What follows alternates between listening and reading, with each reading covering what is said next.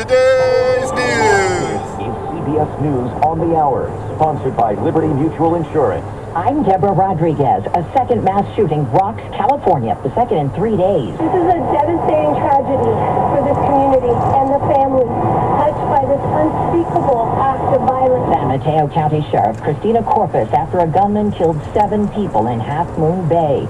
CBS's Carter Evans. We're at the local sheriff station. So the sheriff says after shooting in 2 different locations, the suspect drove here, parked his car in the parking lot, and waited. One of those locations, a mushroom farm. The massacre comes after 11 people died in a shooting at a dance club near L.A. Saturday. Brendan Fay wrestled the gun from the shooter. Some of these people I know personally. They come to our studio. It's a tight-knit community, and I hope they can heal from this tragic event. President Biden issued a statement this morning urging Congress to act quickly on an assault weapons ban.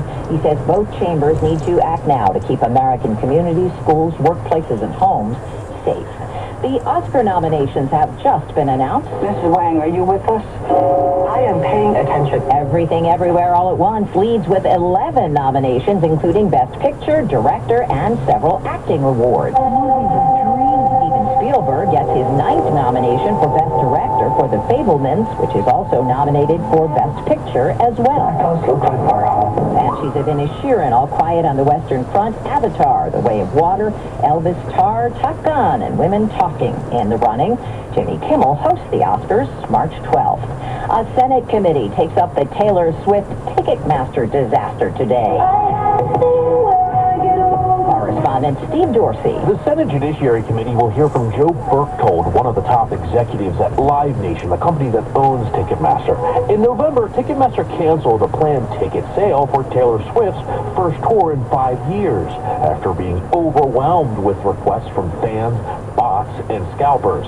But it follows decades of accusations from fans and some artists of deception and price fixing by Ticketmaster. New study shows long COVID still keeping a lot of people out of work. CBS's Jim Krasula. A study from New York's largest workers' compensation insurer also found nearly 20% of long COVID patients, more than 3/4 of them younger than 60, were still unable to work more than a year after getting the coronavirus. They're cutting back at 3M.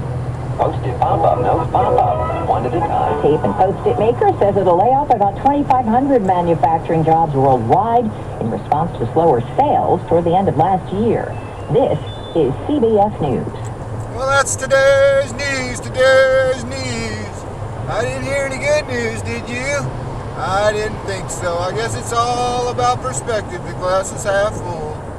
Well, as always, I'd like to thank you again for coming along with me on these Dash Cam News adventures. You know the drill. Peace, love, and all that hippie jazz. Bye-bye, everybody.